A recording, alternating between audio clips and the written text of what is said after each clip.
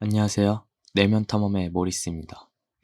이번 시간은 비폭력 대화 모델을 이용해 갈등을 어떻게 적용하는지를 이야기해 보려고 합니다.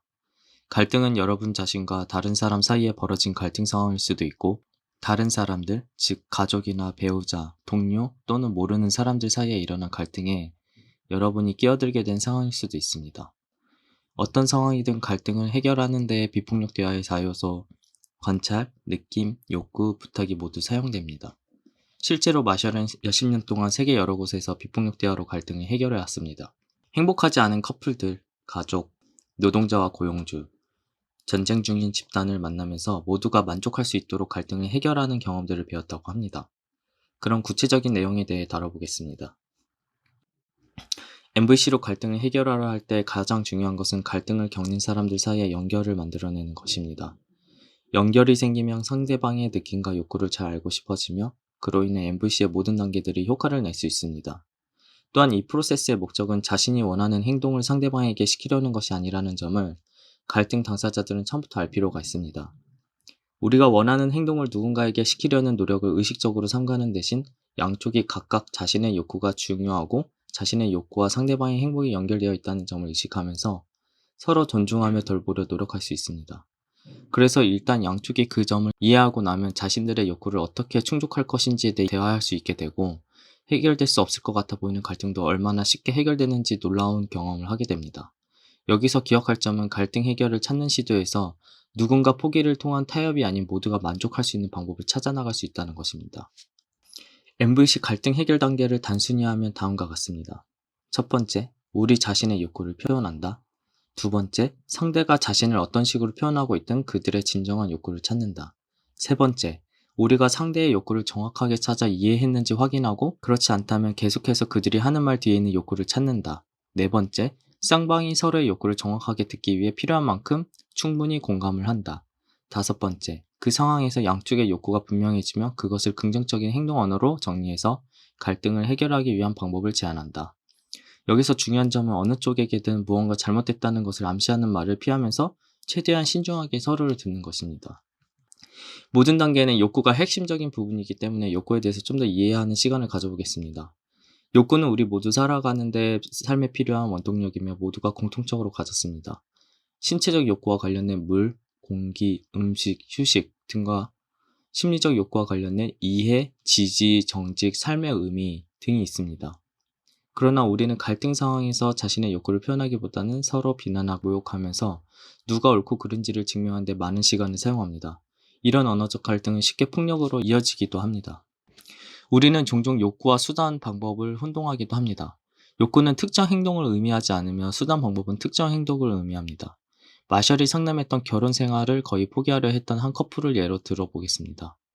마셜은 결혼 생활에서 실현되지 못한 욕구가 무엇이냐고 남편에게 물었더니, 그는 "난 이 결혼에서 벗어나야 해요 라고 말했습니다. 그가 말한 것은 특정한 사람이 특정 행동을 취하는 것이며 이는 방법입니다. 마셜은 우리가 욕구 관점에서 이해를 한다면 욕구를 충족할 수 있는 다른 방법을 찾을 수 있다는 점을 남편에게 이해시켰고, 그때 남편은 자기의 과도한 일에서 오는 스트레스를 이해하고 알아주기를 바라는 것이 자신의 욕구임을 표현했습니다. 아내는 남편이 대부분의 시간을 일에 쓰는 상황에서 자신의 욕구는 친밀함과 연결이라는 것을 알게 되었습니다. 서로의 욕구를 진정으로 이해하게 된 부부는 남편 직장에서 필요한 것도 돌보면서 두 사람의 욕구를 모두 만족시킬 몇 가지 약속에 합의할 수 있었습니다. MVC로 갈등을 해결하려 할 때에는 사람들이 어떤 표현을 쓰든 상관없이 그들이 표현하려고 하는 욕구를 듣는 훈련을 우리 스스로 할 필요가 있습니다. 마셜은 일단 양쪽이 각각 상대편의 욕구를 이해하고 말할 수 있게 되면 갈등이 해결되기까지 20분 이상 걸리지 않는다고까지 합니다. 그래서 이번에 다뤄볼 사례는 마셜이 진행한 결혼한 부부를 위한 워크숍에 찾아온 갈등을 겪고 있는 부부를 다룬 사례입니다.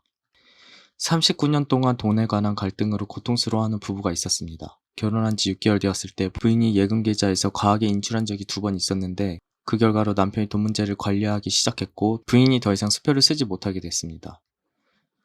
그 후로 두 사람은 그 일로 자주 다퉜습니다. 부인은 이 오래된 갈등을 빨리 해결될 수 없다고 말했습니다. 그래서 마셜은 이 갈등에서 남편의 욕구가 무엇으로 알고 있는지 말해보는 것부터 시작하자고 제안했습니다. 그녀는 대답했습니다.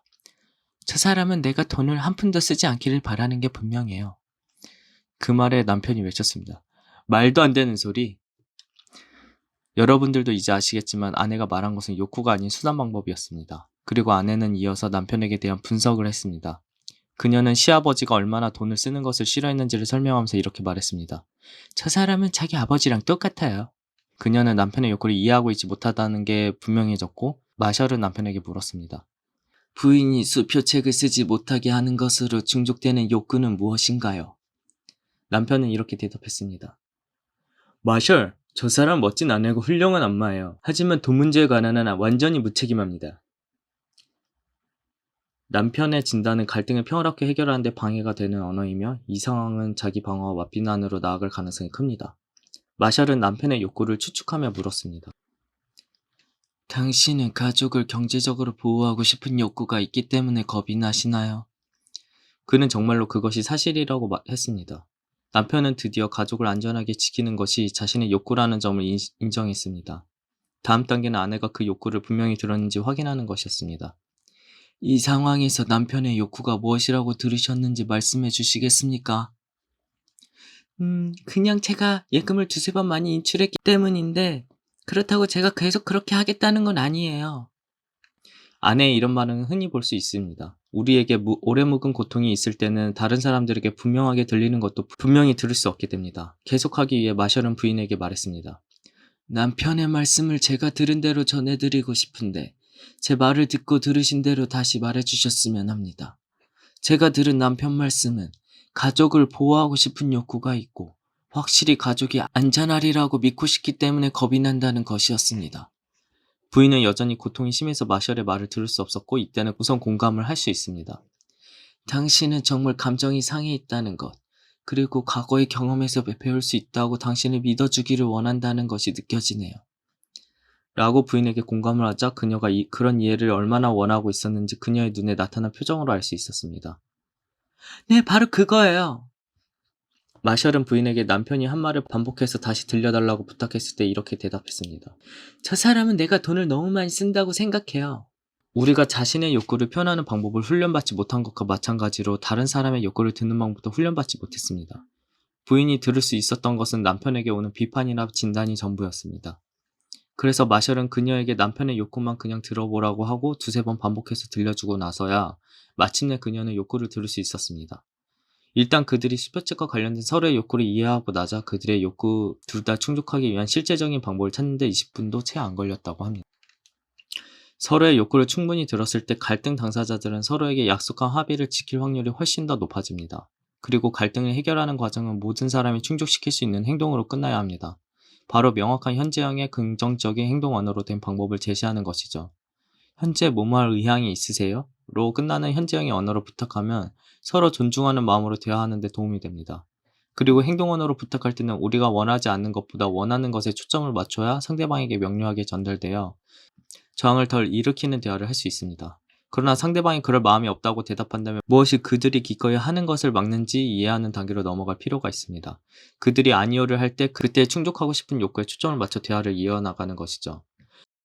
지금까지 갈등에서의 비폭력 대화, 즉 중재 과정을 살펴보았습니다. 그리고 마셜은 중재자로서 명심해야 될 몇 가지를 소개합니다. 첫 번째, 우리는 그 누구의 편도 들지 않으며 서로의 욕구가 충족시킬 방법을 찾도록 안내하기 위해 거기에 있다는 확신을 주기. 두 번째, 우리가 상대에게 바라는 행동을 그들이 하게 만드는 것이 아니라는 점을 기억하기. 세 번째, 누군가 편애를 받는다는 생각이 들면 응급처치 공감하기. 네 번째, 감정적인 상황이 되어 이야기가 다른 쪽으로 빠질 수도 있으니 진행 상황을 잘 기억하며 따라가기. 다섯 번째, 누가 무엇을 필요로 하는지 현재에 머물러 대화하기. 여섯 번째, 같은 이야기가 반복된다면 역할 연기를 통해 도움을 받기. 일곱 번째, 진행 중 누군가 감정이 격앙되어 화를 낸다면 끼어들어 주의를 중재자에게 돌리기. 이상 7가지를 소개해보았습니다. 갈등 중재는 비폭력 대화에서는 심화 과정에 포함되며 비폭력 대화 교육센터에서는 1년간의 중재 교육 과정을 통해 진행됩니다. 그래서 이번 시간에 다룬 내용의 정도는 깊이 들어가지 않고 간단히 훑는 정도였습니다. 만약 심들게 배워보고 싶으시다면 비폭력 대화 센터에서 중재 과정을 들여보시기를 권해드립니다. 들어주셔서 감사합니다.